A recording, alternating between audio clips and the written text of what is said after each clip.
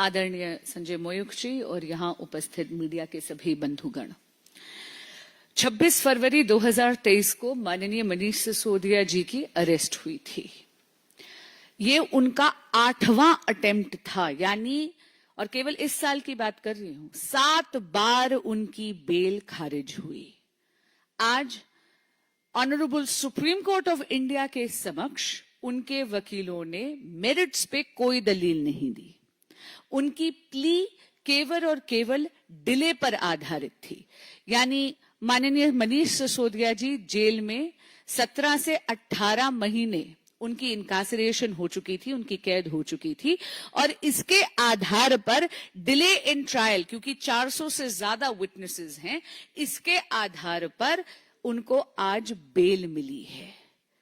लेकिन इस बेल का अर्थ क्या है? मैं जानती हूं कि आज आम आदमी पार्टी के ऑफिस में हर्षोल्लास का माहौल है, स्वाभाविक सी बात है, लेकिन आपके माध्यम से जो वो बार बार जनता को भ्रमित करने का प्रयास कर रहे हैं, उस भ्रम को जरा मैं दूर कर दूं।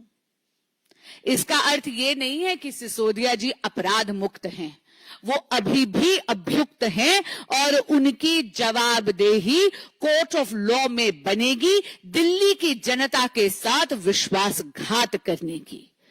माननीय मनीष सिसोदिया जी ऐसे दिल्ली के शिक्षा मंत्री हैं जो दिल्ली की बच्चों को, दिल्ली की जेनरेशन को पाठशाला से मधुशाला तक ले जाने का पाप कर चुके हैं। आज जो बेल मिली है उसमें आप ये देखिए कि चार्जशीट में क्या क्या चीजें उनके खिलाफ हैं। चार्जशीट में यह बोला गया है कि 170 से ज्यादा फोन सिसोदिया जी के आदेश पर तोड़े गए थे, यह बोला गया है, और यह तो फाइंडिंग है कोर्ट की। ट्रायल कोर्ट ने कहा कि लिकर स्कैम के वो प्राइमा फेसी आर्किटेक्ट हैं, यानी शिल्पकार हैं शराब घोटाले के। खुद सुप्रीम कोर्ट ने यह पाया है कि 338 करोड़ का मनी ट्रांजैक्शन इन्वॉल्व्ड है। उनको यह बोला गया कि उनको अपना पासपोर्ट सरेंडर करना है।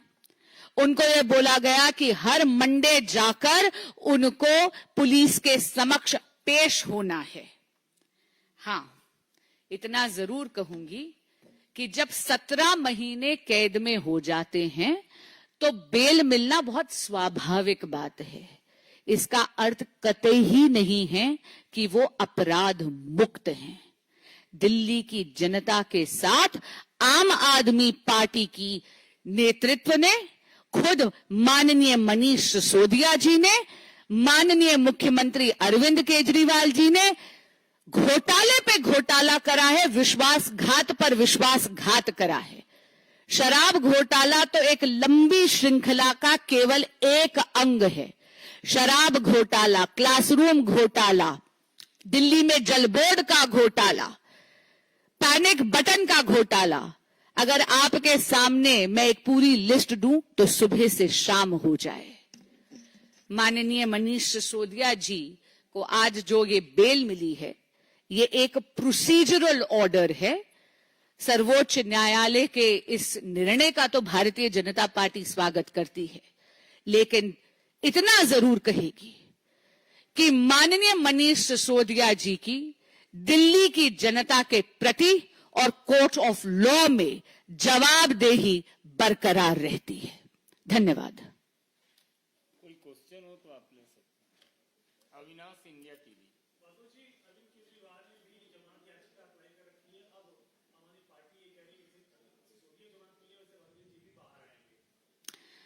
मैं भविष्यवक्ता नहीं हूं, लेकिन इतना जरूर आपको बोलूंगी कि हाल ही में ऑनरेबल दिल्ली हाई कोर्ट ने उनकी अरेस्ट को लीगल भी ठहराया और उनको कहा कि अगर आपको बेल की अर्जी फाइल करनी है तो ट्रायल कोर्ट जाइए। और ऑनरेबल दिल्ली हाई कोर्ट की जो ऑब्जर्वेशन थी वो ये थी कि इन्वेस्टिगेटिंग एजेंसीज के पास जस्टिफाइबल रीजंस हैं उनको अरेस्ट करने की। एक बात मैं आपको और इसमें जरूर कहना चाहूंगी, माननीय मुख्यमंत्री अरविंद केजरीवाल जी की ये जो हट है कि वो जेल से ही सरकार चलाएंगे, इसके कारण दिल्ली की जनता का अहित हो रहा है। दिल्ली में गवर्नेंस जीरो है, दिल्ली में एक कंप्लीट पॉलिसी पैरालिसिस हो रखा है। आपके माध्यम से ये जरूर कहना चाहूंगी माननीय मुख्यमंत्री अरविंद केजरीवाल जी को कि जब विभिन्न कचहरियों ने उनकी जमानत भी रिजेक्ट करी और ये भी कहा है कि उनकी अरेस्ट भी लीगल है, तो उनको नैतिकता के आधार पर रेजिग्नेशन देना चाहिए। यहां तक कि honourable supreme court of India ने भी अपने ऑर्डर में उनको यह संकेत जरूर दिया था, लेकिन शायद माननीय मुख्यमंत्री अरविंद केजरीवाल जी की आत्मा उन्हें कचोटती नहीं है। ये जो सत्ता का मोह है, हो सकता है ये सत्ता के अहंकार से उपजता है। और कोई प्रश्न? Mini TV 18।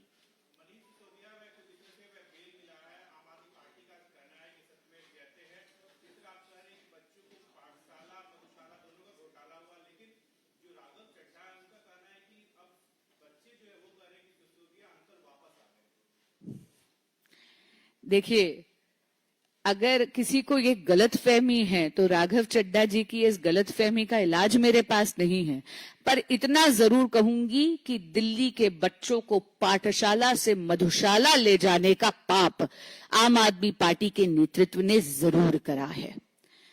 ये भी कहूंगी कि honourable supreme court of India ने कहा है 300 एंड ठीक है,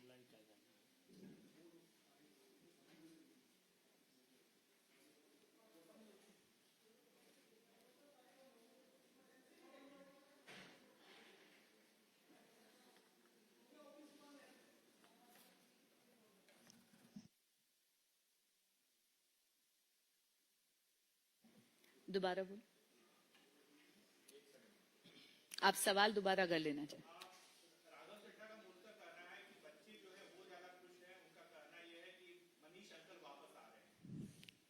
वो मनीष अंकल जो एक पौवे के साथ दूसरा पौवा मुफ्त बांटते हैं, राघव चड्ढा जी को शायद काफी गलतफहमी है।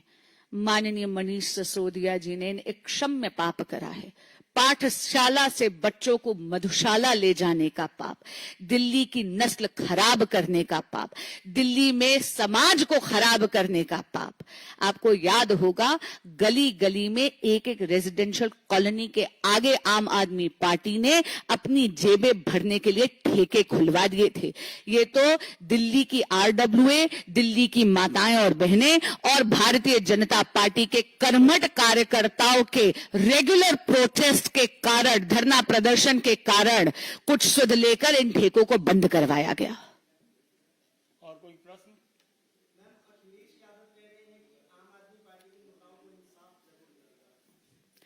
देखिए, आदरणीय अखिलेश यादव जी का रुख भ्रष्टाचार पे क्या हो वो तो वही जानते हैं। इतना जरूर कह दूंगी, भारतीय जनता पार्टी के लिए भ्रष्टाचार की ये लड़ाई चुनावी मुद्दा नहीं है।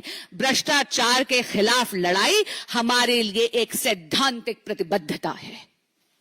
बहुत बहुत धन्यवाद। बहुत धन्यवाद।